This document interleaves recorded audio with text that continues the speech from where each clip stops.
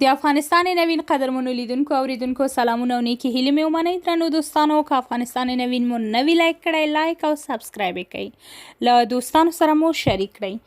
درنو دوستانو، له ډوډۍ خوړلو وروسته سم دلاسه دغه 15 کارونه مه کوئ. ډیر خلک غواړي چې وروسته له ډوډۍ خوړلو استراحت وکړي، خو بیا ځینې کسان غواړي چې خپل وخت د ځینو کارونو په ترسره کولو تیر کړي. همدا ده چې ټول خلک سره ورته نه دي او هر څوک خپل ځان ته عادتونه لري. که غواړئ خپل معدې ته مو توجه وکړئ، نو لطفا دغه 15 کارونه د ډوډۍ خوړلو وروسته مه کوئ. لومړی، ویده کیدل. له ډوډۍ خوړلو وروسته باید سمدستي ویده نه شئ.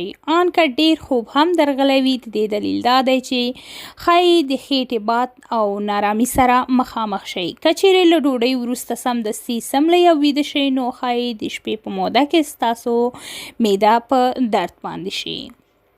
د ایونینا طبي پوهنتون څېړنو دا ښودلې ده هغه خلک چې د ډوډۍ خوړلو وروسته ویده کیږي او هغه خلک چې نه ویده کیږي، د دوی ترمنځ ډیر زیات توپیر دی. او هغه خلک چې ویده کیږي، دوی د معدې په تکلیف باندې اخته وي او تل همیشه له معدې څخه شکایت کوي. د ډوډۍ خوړلو او د خوب ترمنځ باید حد اقل 1 ساعت واټن اوسیږي. دوهم، چای څښل.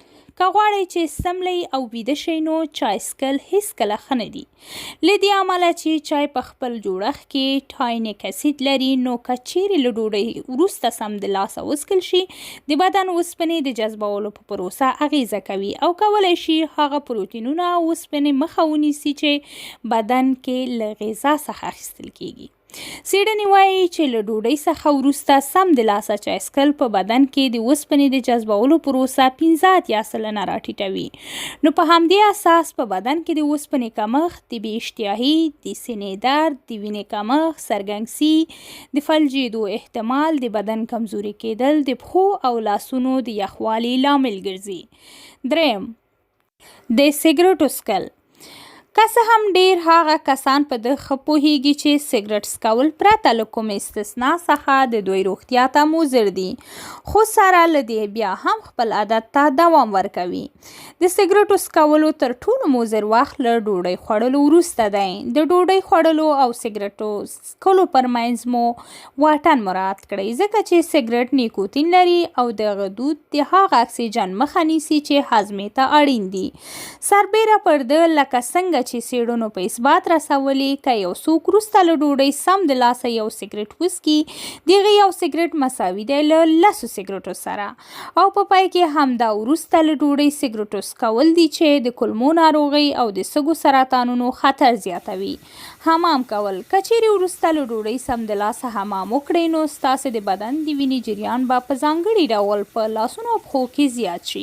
په پایله کې به ستاسې په خېټه کې د وینې جریان په کمېدو شي او د هاضمې سیستم به مو کمزوری کړي. دا کار به ستا د خېټې د درد لامل وګرځي. میوه خوړل. میوه باید مخکې له ډوډۍ وخوړل شي، نه وروسته له ډوډۍ. که چیرې ته مخکې له ډوډۍ میوه وخورې، نو په دې سره به ته د خېټې له درد څخه مخنیوی وکړي او د هاضمې له سیستم سره به مرسته وکړي. همدارنګه هغه خواږه چې په میوه کې دي، د هضم او جذبولو لپاره وخت نیسي. نو په همدې اساس که غواړئ چې بدن دې د میوې ټول مواد ترلاسه کړي، هڅه وکړه چې په خالي معده میوه وخوري.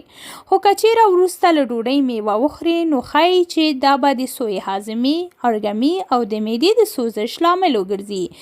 د ډوډۍ خوراک او د دغو پورتنیو 15 کارونو ترمنځ وقفه مراعات کړئ. ډیره مننه دوستانو. ښې چارې. الله په امان.